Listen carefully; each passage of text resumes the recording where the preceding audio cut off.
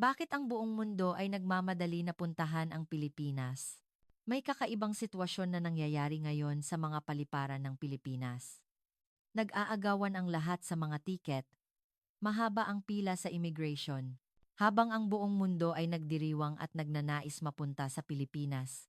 May isang Briton na aristokrata ang nakatayo ng may nanlilisik na mga mata at tinitingnan ang bansa ng may pagdududa. Ang Pilipinas ay isang bansang puno ng kaguluhan, isang lugar na may mga sugat pa ng kahirapan at kawalang katiyakan.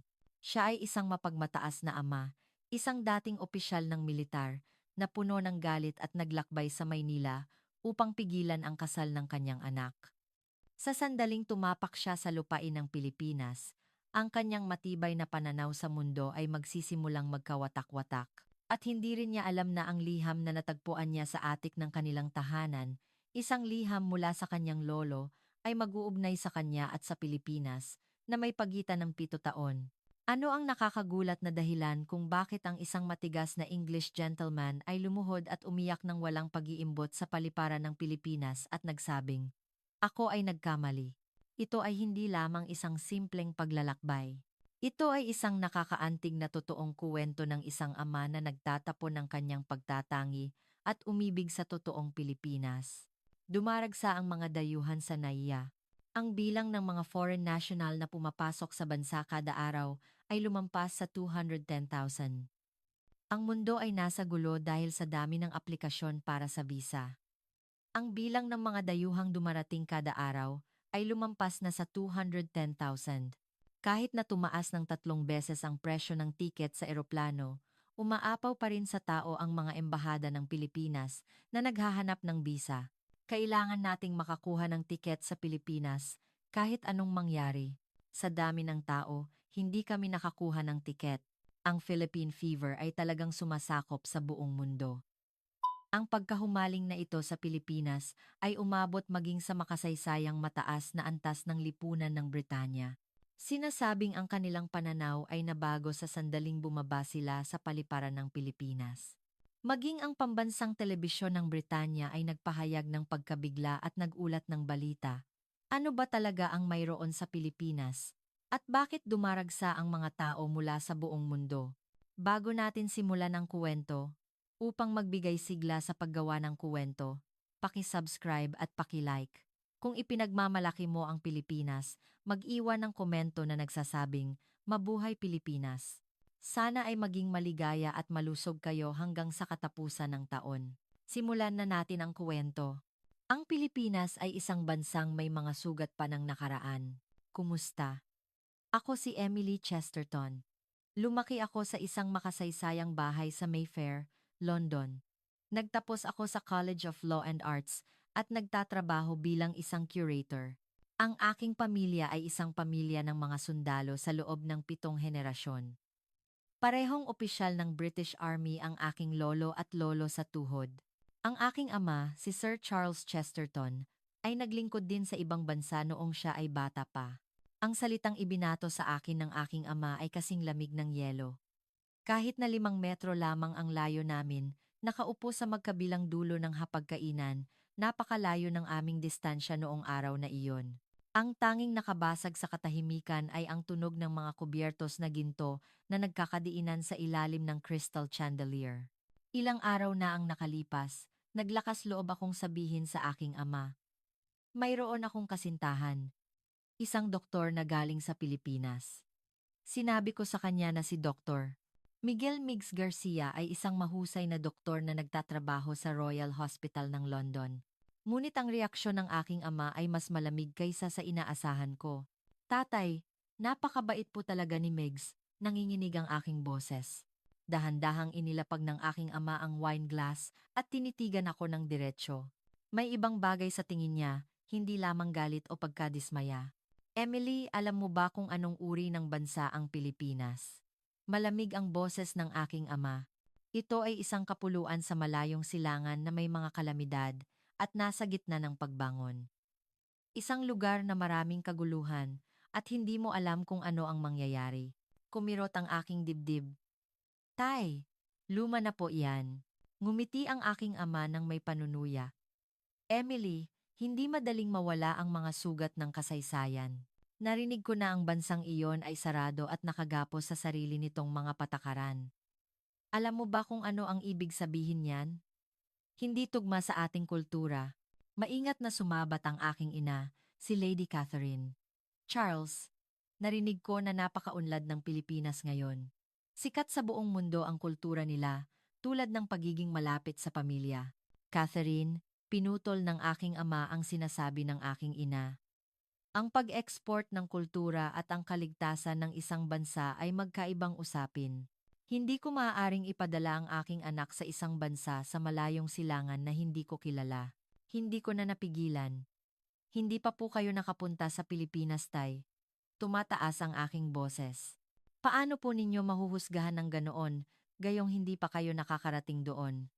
Si Migs ay sinanay na magligtas ng maraming buhay bilang isang doktor. Tumigas ang mukha ng aking ama. At naghari ang katahimikan. Inakala kong mas matindi ang pagtutol ng aking ama. Ngunit nagulat ako nang dahan-dahan siyang nagsalita. Sige, Emily. Ako mismo ang magpapatunay. May kakaibang determinasyon sa boses ng aking ama. Pupunta tayo sa Pilipinas sa loob ng 2 linggo. Tayo, si nanay mo, at ikaw. Ako mismo ang titingin at huhusga sa bansang iyon. Hindi ako makapaniwala. Pupunta ang aking ama sa Pilipinas. Ang aking ama, na halos hindi kailanman lumabas ng Europa sa buong buhay niya, ay pupunta sa Asya. Pupunta po ba talaga kayo, tatay? Oo, ngunit may kondisyon. Tumalas ang tingin ng aking ama. Kung ang Pilipinas na makikita ko ay tumugon sa aking mga pangamba, kailangan mong tapusin ang relasyon mo sa lalaking iyon. Bumilis ang tibok ng aking puso. Ito ay isang uri ng pagsubok. Kumbinsido ang aking ama na ang Pilipinas ay tulad ng kanyang pagtatangi at gusto niya itong ipakita sa akin ng diretsyo. Opo, tatay. Pumayag ako. Sa halip, mangako rin po kayo. Kung ang Pilipinas ay hindi ang bansang nasa isip ninyo, hindi na po kayo tututol. Tinitigan ako ng aking ama sandali at dahan-dahang tumango. Ipinapangako ko. Hindi ako makatulog noong gabing iyon. Habang tinitingnan ko ang nightscape ng London sa labas ng bintana, naisip ko, mapapalitan ko ba ang isip ng aking ama? Maaari ko bang sirain ang pagtatangi niya sa Pilipinas bilang isang bansang may mga sugat pa ng nakaraan? Ngunit ako ay nagtitiwala. Ang Pilipinas na ipinakita sa akin ni Migs ay ganap na iba sa iniisip ng aking ama. Hindi ko malilimutan ang reaksyon ni Migs nang sabihin ko sa kanya ang balita pagkatapos ng ilang araw. Huwag kang mag-alala, Emily. Ngumiti si Migs nang may pagkakalmado. Ako mismo ang magpapakita sa iyong ama ng totoong Pilipinas. Ang realidad, hindi ang pagtatangi. Dahil sa kanyang mga salita, bahagya akong guminhawa. Ngunit kasabay nito, sumiklab din ang kaba. Paano kung hindi magbago ang isip ng aking ama? Paano kung ang Pilipinas ay talagang tila tulad ng kanyang mga pangamba? Kailangan ko bang iwan si Migs? Mabilis na lumipas ang 2 linggo. At sa wakas, dumating na ang araw ng pag-alis. Sa loob ng kotse patungong Heathrow Airport, nanatiling tahimik ang aking ama. Tinitingnan ako ng aking ina nang may pag-aalala. Tumingin ako sa labas ng bintana at naisip na ang paglalakbay na ito ay magpapabago sa lahat ng bagay sa aking buhay. Pero, noong gabi bago ang pag-alis, aksidente akong nakakita ng isang kakaibang eksena. Bandang 2:00 ng madaling araw. Bumaba ako sa unang palapag para uminom ng tubig at nakita kong may ilaw ang study room ng aking ama. Karaniwan, natutulog na ang aking ama ng 10:00 ng gabi. Naisip ko na may mali dahil nasa study room siya sa ganitong oras. Dahan-dahan akong lumapit sa pinto ng study room. Bahagyang nakabukas ang pinto at nakita ko ang aking ama sa siwang.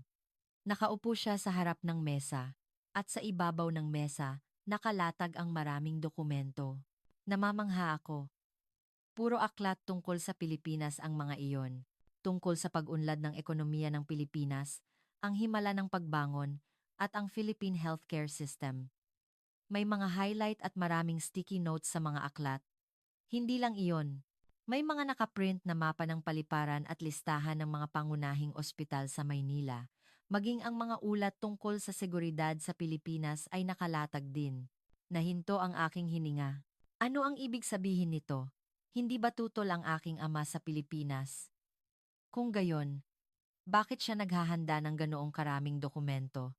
Nakasuot ng salamin sa pagbasa, nagbabasa ang aking ama ng may kasigasigan, at may isinusulat siya sa isang notebook. Tumunog ang pinto ng dahan-dahan ko itong binuksan. Lumingon ang aking ama. Emily?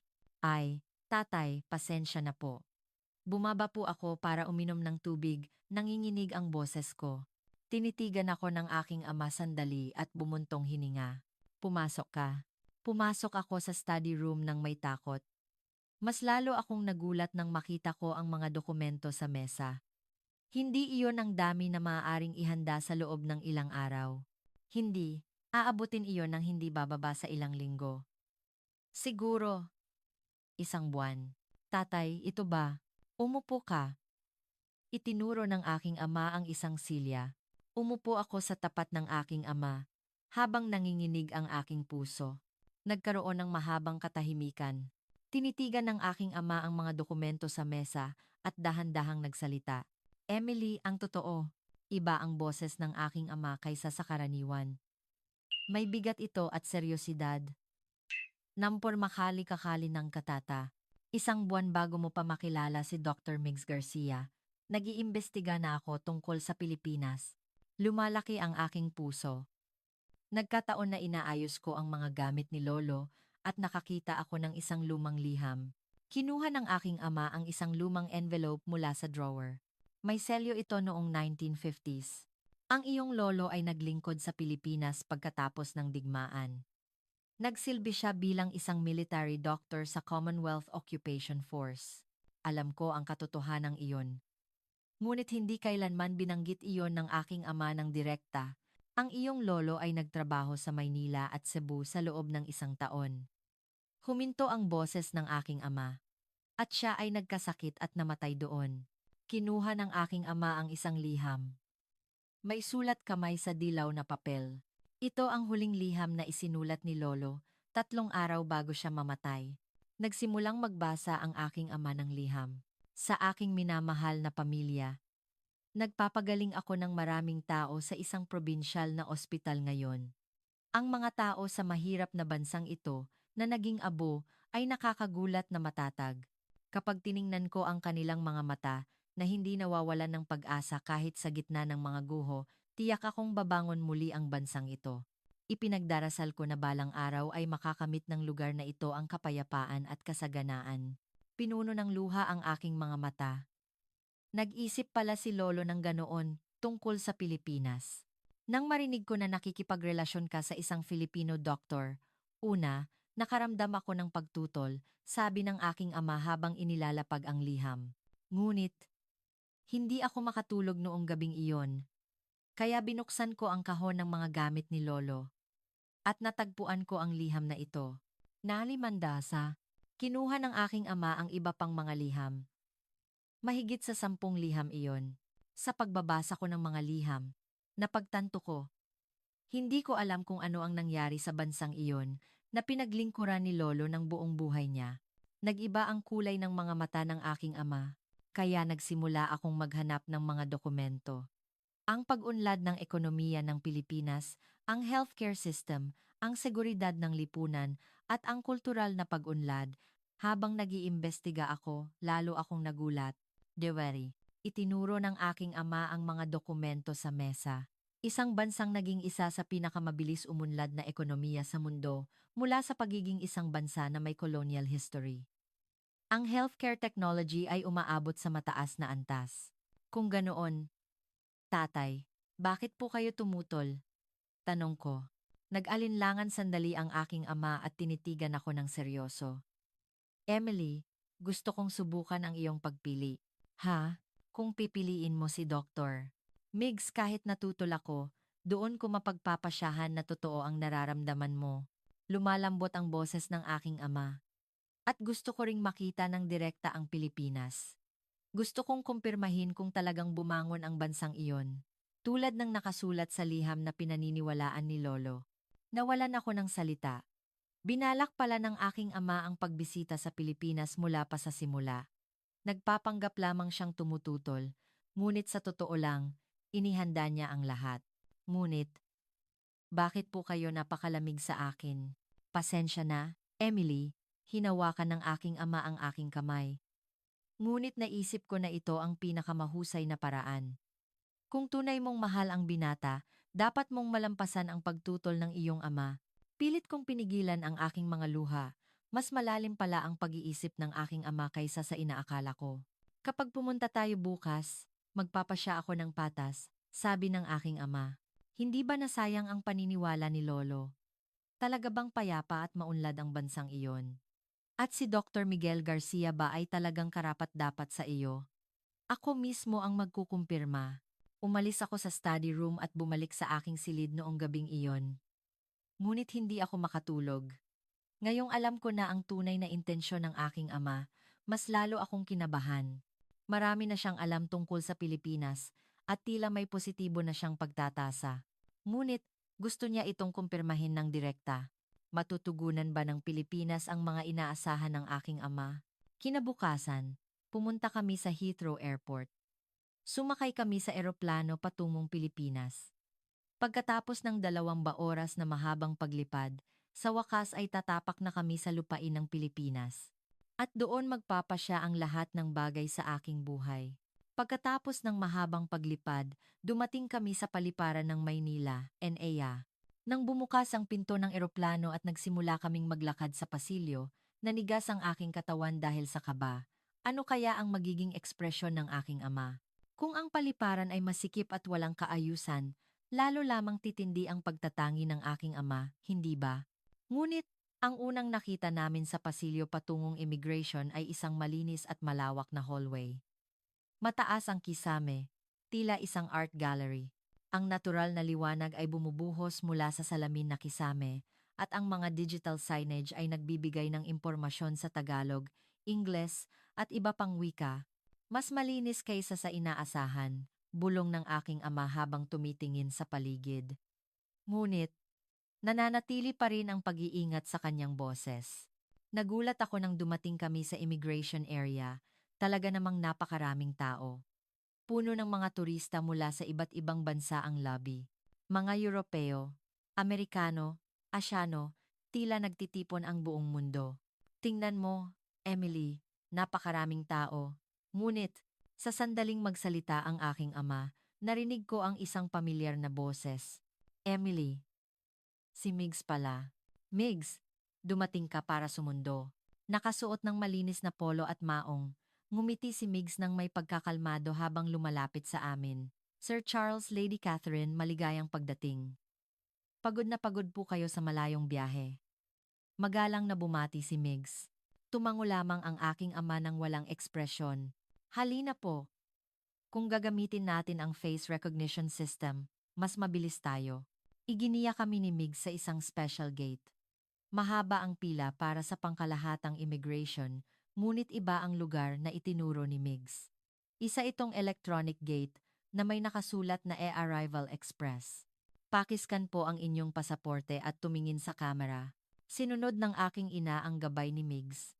Nang iska ng pasaporte, lumabas ang mukha ng aking ina sa screen at sa loob lamang ng 15 segundo, bumukas ang gate kasabay ng tunog na pi. Ang bilis naman. Nagulat ang aking ina. Pareho rin ng ako na ang sumunod. Scan ng pasaporte, face recognition, at pass. Hindi na kailangang pumila o makipag-usap sa immigration officer. Talagang kahanga-hanga.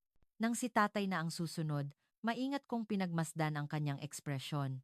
Siya rin ay nakadaan sa loob ng 15 segundo. Mabisa nga, bulong ng aking ama, ngunit may banayad na pag-amin sa kanyang boses. Ang paliparan na ito ay gumagamit ng biometric data para sa automated immigration, paliwanag ni Migs. Sa kasalukuyan, tumataas ang bilang ng mga dayuhan na bumibisita sa Pilipinas. Minsan umaabot sa 210,000 kada araw. Ngunit dahil sa cutting-edge system na ito, napapabilis ang oras ng paghihintay. 210,000? Nagulat ang aking ama. Kahit sa Heathrow ay mahirap na ang ganoong antas ng pamamahala. Opo, Ang mga paliparan ng Pilipinas ay nakakatanggap ng mataas na pagkilala sa buong mundo, paliwanag ni Migs. Walang sinabi ang aking ama. Ngunit alam ko, may nagre-recalculate sa isip ng aking ama.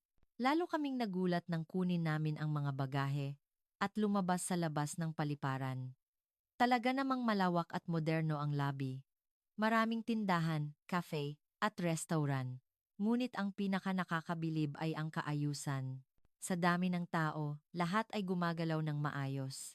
Walang maingay, walang sumisingit sa pila. Tingnan ninyo po doon, itinuro ni Migs ang isang malaking electronic billboard. Kasabay ng real-time flight information, ipinapakita rin sa pamamagitan ng kulay ang dami ng tao sa bawat bahagi ng paliparan. Ang buong paliparan ay pinamamahalaan ng AI. Iniiwasan ang siksikan sa pamamagitan ng paghula sa daloy ng mga pasahero. Eh? Nagpakita ng interes ang aking ama. Opo.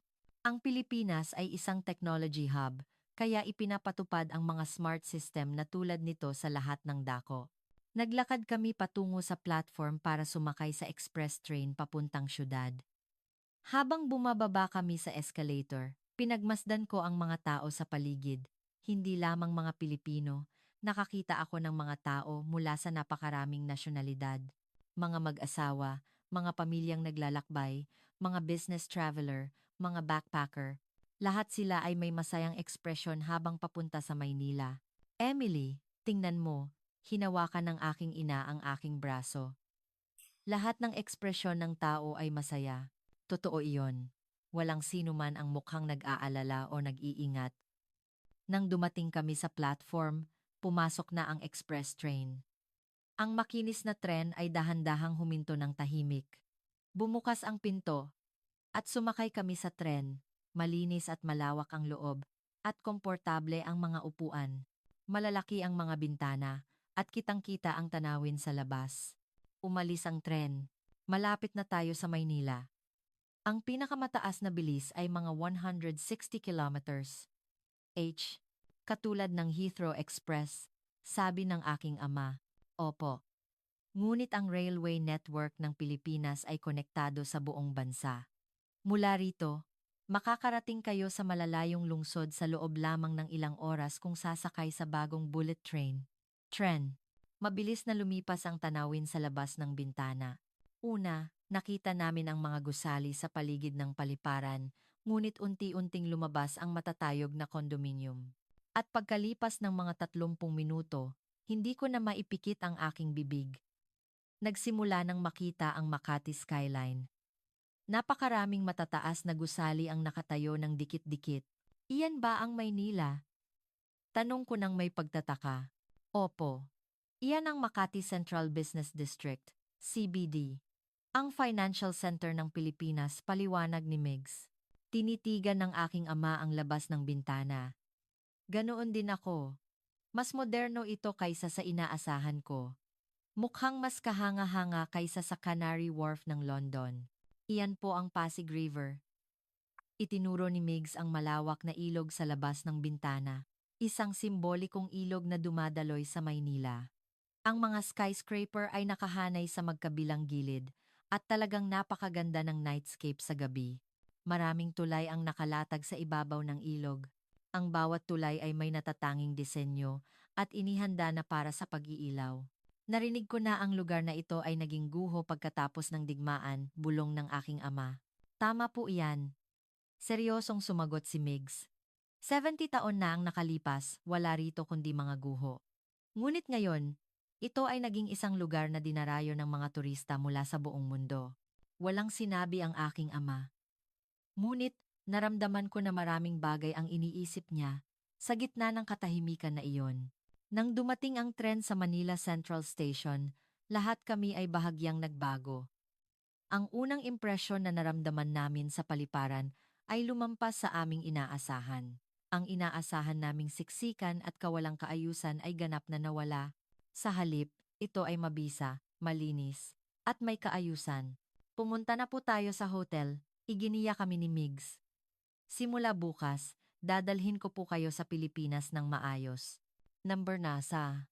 Kahit sa paglalakbay namin patungong hotel sakay ng taxi, Nakatingin lamang ako sa labas ng bintana. Puno ng sigla ang bayan. Abala ang mga tao sa paglipat at ang mga tindahan ay may mga makulay na karatula, neon signs, digital advertisements, modernong gusali. Ito ba talaga ang lugar na minsang naging tumpok ng mga guho?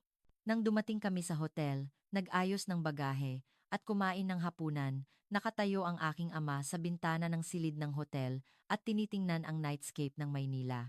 Dahan-dahan akong lumapit sa tabi ng aking ama. Tatay, kumusta po? Pagkatapos ng mahabang katahimikan, nagsalita ang aking ama. Emily, ibang-iba ito sa iniisip ko, hindi ba? Ngunit, lumingon sa akin ang aking ama. Unang araw pa lang. Hindi maaaring humusga sa pamamagitan lamang ng ibabaw. Tumango ako. Tama ang aking ama.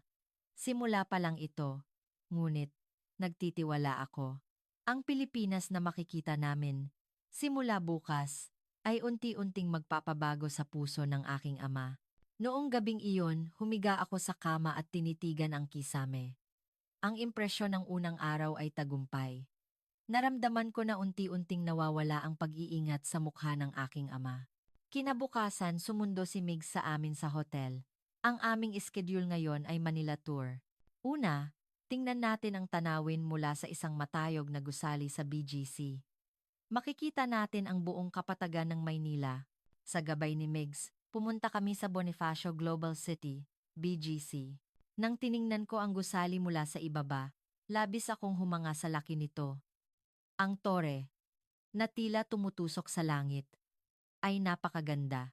Sumakay kami sa high-speed elevator patungo sa observation deck. Napakabilis nito na tila kumikinang ang aking tainga. Nang makarating kami sa observation deck, nawalan kaming lahat ng salita. Ang buong tanawin ng Maynila ay nakalatag sa 360 degrees.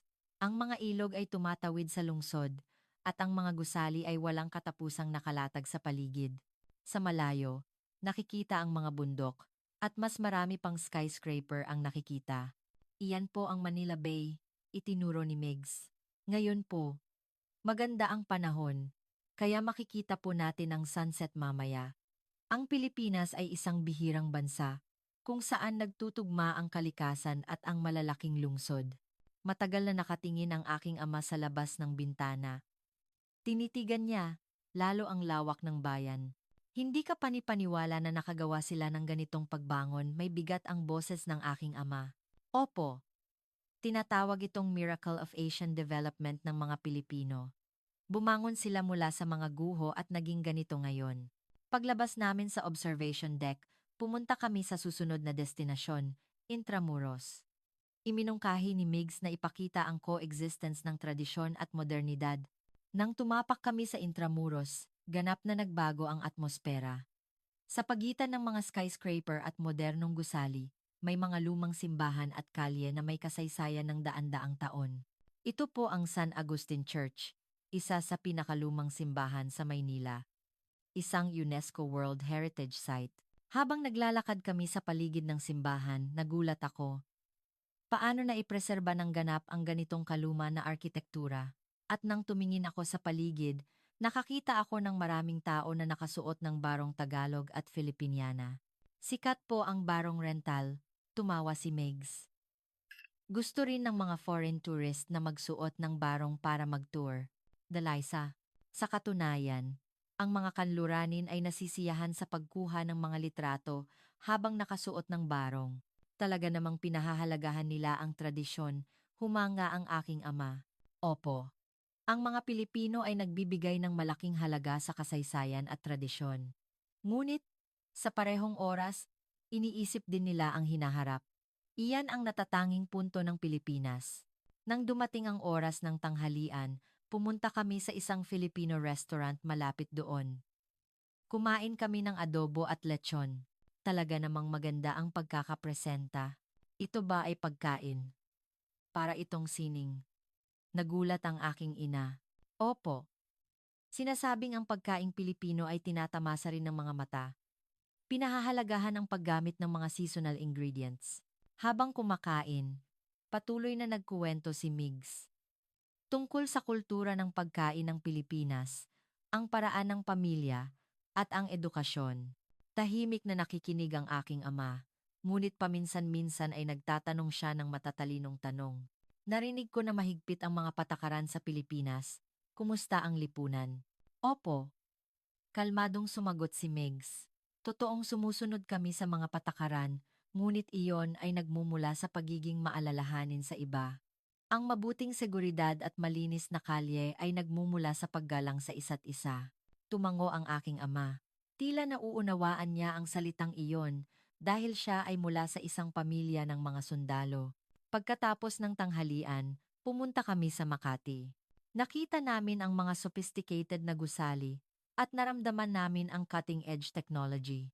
Sa gabi, dinala kami ni Mig sa Ayala Triangle at BGC sa gabi. Sinabi niya na gusto niyang ipakita ang kultura ng mga kabataan ng Pilipinas. Ang lugar na ito ay ibang mundo. Puno ng mga kabataan ang bayan. At tumutugtog ang musika. Lahat ba iyan ay maaaring ipahayag ng malaya? Nagulat ang aking ama. Opo, ang Pilipinas ay isang lugar kung saan ipinanganak ang iba't ibang kultura. Art, design, fashion, lahat ay nagmula sa malayang imahinasyong ito. Lumipas ang oras, at lampas na ng 11:00 ng gabi. Kung sa London, maraming tindahan ang magsasarado. Ngunit, iba ang Maynila. Ang bayan ay maliwanag at masigla pa rin. Cafe, convenience store, restaurant, lahat ay may ilaw. At ang nakakagulat ay ang mga babaeng naglalakad ng mag-isa ng malaya. May babaeng nag-iisa sa ganoong oras, nag-aalala ang aking ina. Ang Pilipinas ay isa sa mga bansa na may pinakamababang crime rate sa mga maunlad na bansa, sinabi ni Migs ng may pagtitiwala. Lalo na ang mga heinous crime ay napakababa. Ito ay isang bansa kung saan ligtas maglakad ang isang babae ng mag-isa sa hating gabi. Ang ekspresyon ng aking ama ay bahagyang nagbago nang marinig niya ang salitang iyon. Sa taxi pabalik sa hotel, patuloy na nakatingin ang aking ama sa labas ng bintana.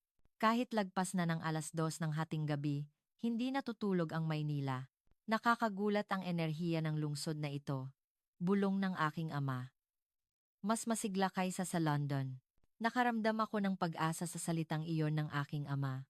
Dumating ang umaga ng pangatlong araw. Mayroon kaming isang espesyal na schedule. Bibisitahin namin ang pamilya ni Migs.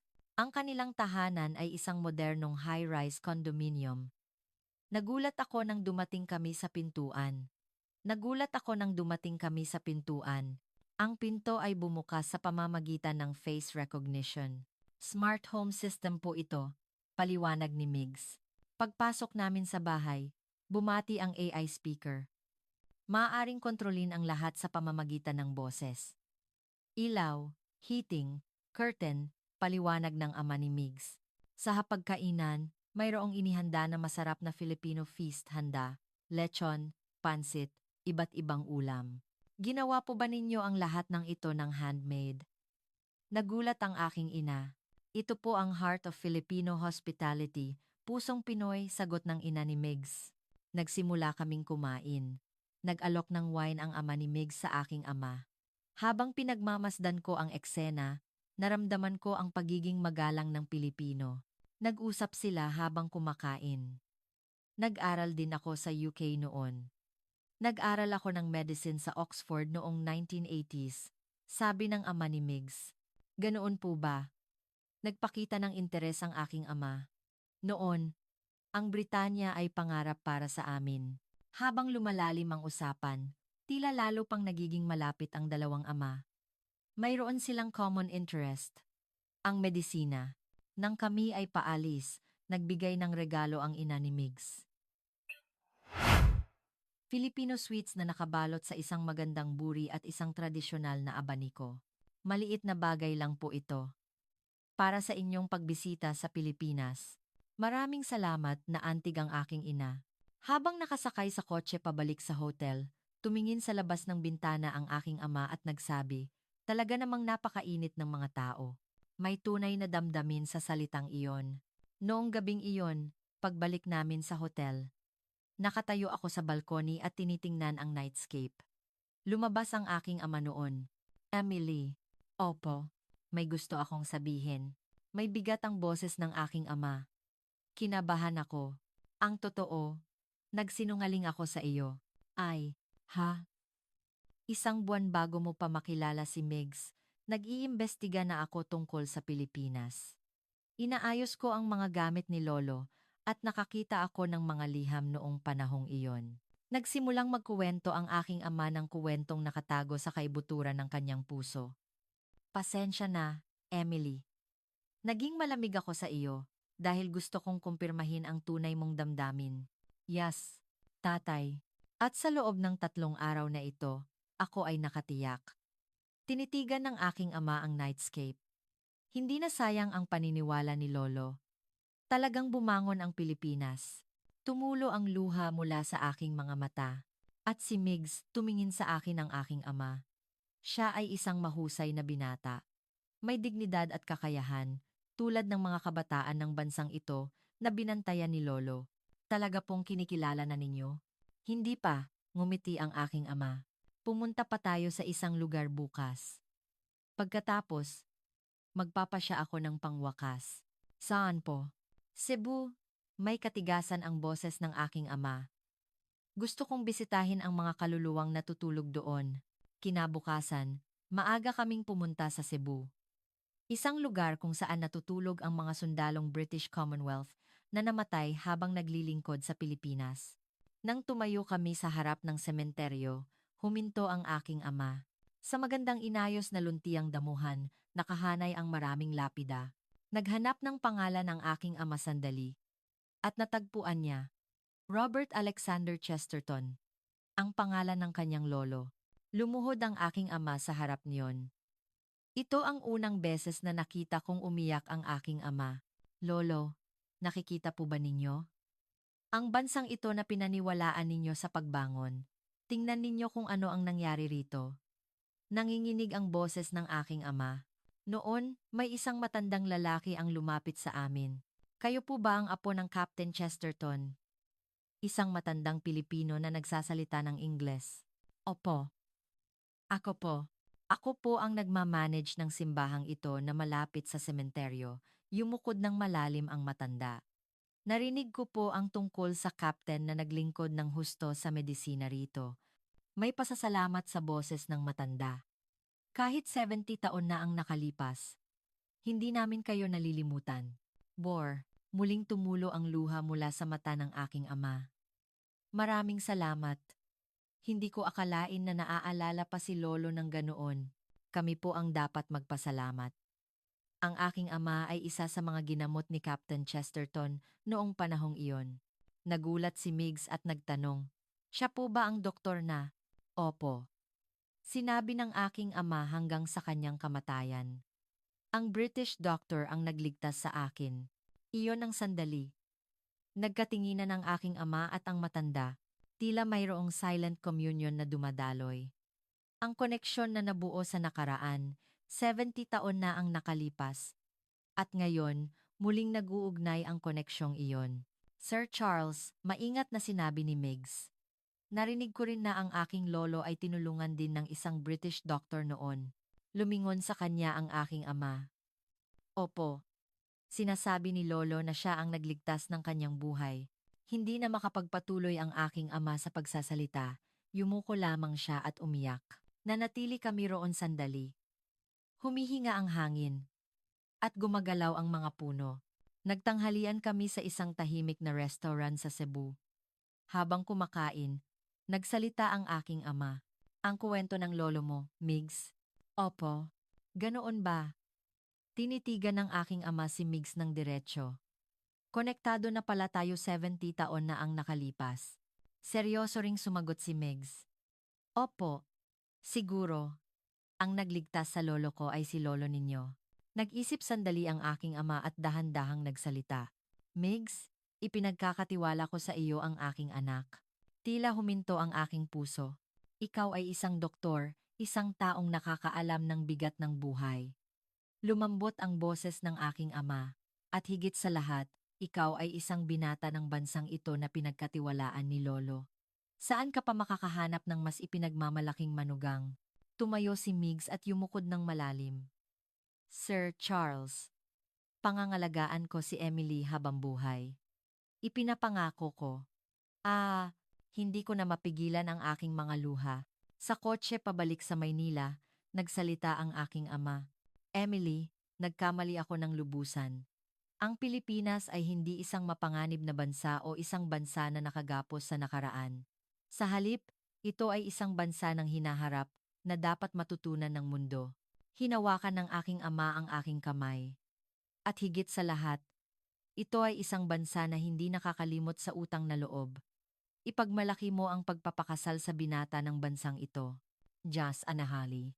Kinabukasan, pagkatapos naming bumalik mula sa Cebu, iyon na ang huling gabi namin sa Pilipinas.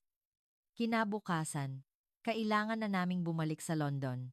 Ngunit, sinabi ni Migs na naghanda siya ng isang espesyal na plano bago iyon. Dadalahin ko po kayo sa isang espesyal na lugar ngayong gabi. Alas 7 ng gabi, dumating kami sa pier ng Manila Bay Cruise Ship. Cruise? Opo. Iyon po ang pinakamagandang paraan para makita ang nightscape ng Maynila. Umalis ang barko. Dahan-dahan itong dumulas sa ibabaw ng dagat. Ang Maynila sa sunset ay talagang napakaganda. Ang Mall of Asia ay kumikinang. At nakikita ang liwanag ng mga skyscraper ng Makati. Hindi ka panipaniwala, humanga ang aking ama. Ito ang lugar na minsang sinabing walang anuman. Nauunawaan na po ba ninyo kung bakit ito tinatawag na Miracle of the Philippines, sabi ni Migs. Nagsimulang tumugtog ang musika sa barko.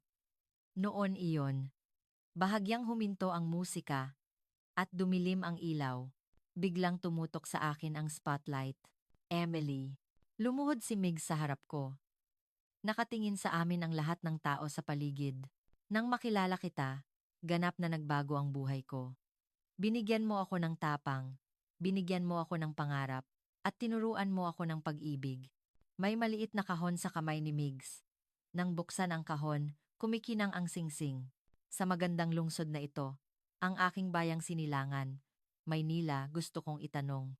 Emily Chesterton, magpapakasal ka ba sa akin?